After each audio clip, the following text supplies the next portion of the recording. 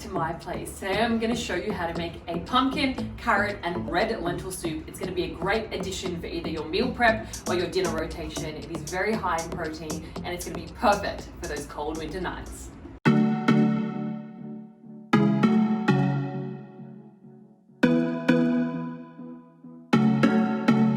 I've added a drizzle of olive oil to my saucepan and I'm about to add my garlic, and I'm going to cook that for 1 to 2 minutes or until it is fragrant and tender.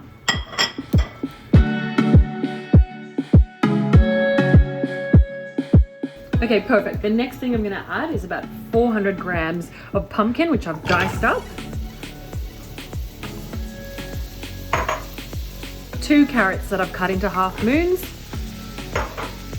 And 1 cup of dried red lentils.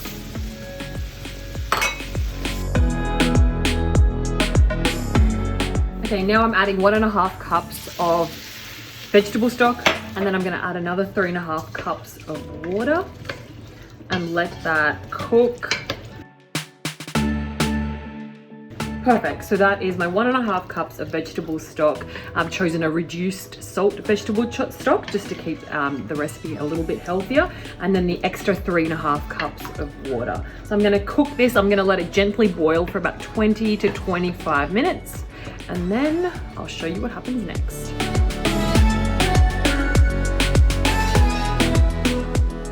Okay, this is what it should look like after 25 minutes of cooking. You can see the lentils have expanded. Now I'm gonna transfer it over to my blender in small batches and blend it up until it is nice and smooth. Now you can use a food processor, blender, whatever you've got at home should work.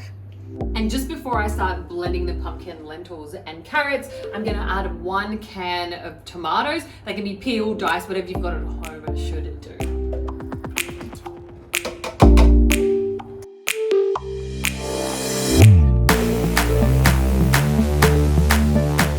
So I've added that back to my saucepan. As you can see, it is nice and smooth. Now I'm gonna add some of my spices. So season it with salt and pepper to taste. And then the other spices I'm adding are 1 teaspoon of ginger. Just a ginger powder. You could use fresh ginger, but I didn't have any, so this is what I'm using. So that's 1 teaspoon of ginger, 1 teaspoon of cumin as well. And I'm gonna mix that through and keep it on low until it is heated through. And the final ingredient I'm gonna add, just to give it that extra creaminess, is 1/2 cup of plain YoPro yogurt.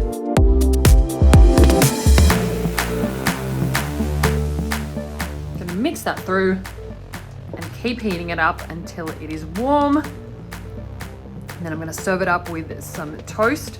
I'll show you what that looks like in a sec. And that is it. I'm storing them in my 2-compartment meal prep MVP containers, and I'm also serving them with a side of soy and linseed sourdough.